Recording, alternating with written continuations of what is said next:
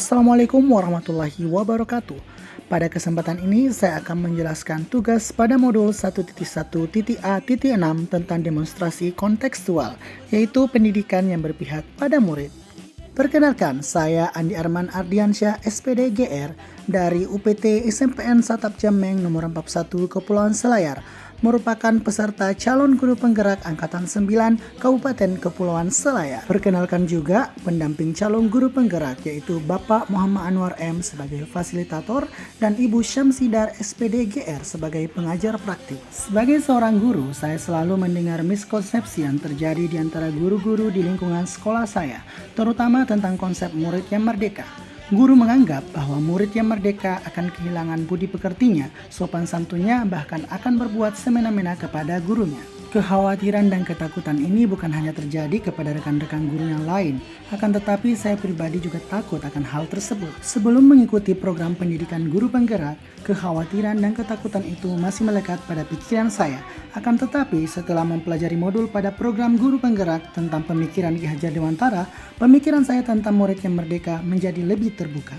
Menurut Ki Hajar Dewantara, tujuan pendidikan yaitu menuntun segala kodrat yang ada pada anak-anak agar mereka dapat mencapai keselamatan dan kebahagiaan yang setinggi-tingginya, baik sebagai manusia maupun sebagai masyarakat. Dari pemikiran Ki Hajar Dewantara ini, saya mendapatkan poin yang menarik dalam pelaksanaan pendidikan yang berpihak pada murid, yaitu sebagai seorang guru, kita tidak boleh terlalu ego dalam melaksanakan pendidikan.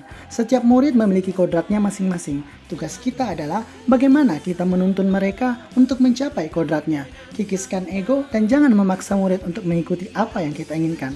Jadilah guru yang menghamba murid. Sesuai pemikiran Ki Hajar Dewantara, sebagai seorang guru, kita harus yang pertama, menciptakan suasana pembelajaran yang berorientasi pada murid.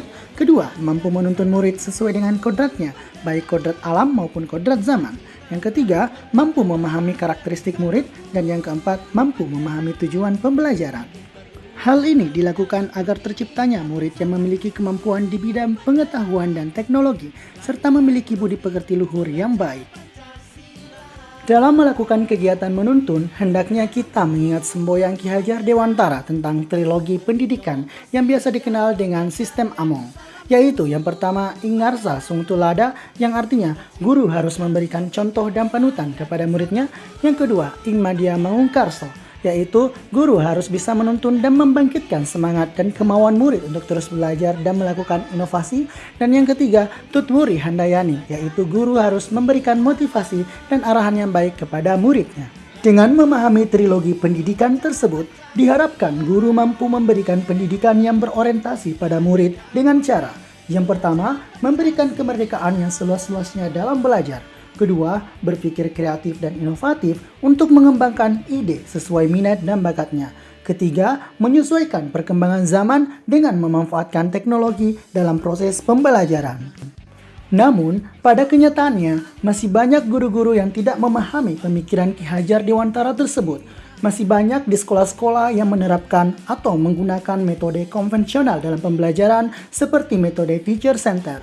Padahal, metode tersebut sudah tidak relevan dengan perubahan masa dan karakteristik murid. Dengan metode teacher center, maka murid tidak memiliki kemerdekaan penuh untuk dapat mengembangkan potensinya. Agar dapat menciptakan lingkungan pembelajaran yang berpihak pada murid, di sekolah saya telah menerapkan atau membuat program-program kegiatan untuk mewujudkan pemikiran Ki Hajar Dewantara, yaitu diantaranya yang pertama, membuat program ekstrakurikuler yang dapat meningkatkan minat dan bakat murid. Yang kedua, membuat program pembelajaran krida. Yang ketiga, membuat program pembelajaran inovatif. Dan yang keempat, membuat program pembiasaan 5S. Untuk mewujudkan pendidikan yang berpihak pada murid tidaklah mudah. Terdapat tantangan yang harus dihadapi, diantaranya yang pertama, rendahnya minat dan motivasi peserta didik. Dan yang kedua, rendahnya minat guru untuk mau mengembangkan diri. Tantangan tersebut haruslah dicari solusi yang tepat agar terciptanya pendidikan yang berpihak pada murid. Solusi yang dapat saya berikan diantaranya yaitu yang pertama, menggunakan model, metode, media, dan teknologi yang bervariatif agar murid lebih nyaman dalam proses belajar di kelas. Kedua, Guru harus mengikuti berbagai kegiatan pengembangan diri seperti pelatihan, BIMTEK, workshop, dan lain-lain untuk dapat mengembangkan diri dan menguatkan pemahaman tentang pendidikan yang berpihak pada murid. Dan yang ketiga, sebagai seorang guru, kita harus selalu memberikan contoh yang baik kepada murid untuk meningkatkan budi pekerti luhur yang baik. Akhir kata, jadilah guru yang menghamba kepada murid, kikiskan ego untuk menciptakan pendidikan yang berpihak pada murid. Guru penggerak, tergerak, bergerak, dan menggerakkan. Salam Guru Penggerak. Salam guru penggerak, kita ciptakan merdeka belajar. Salam guru penggerak, agen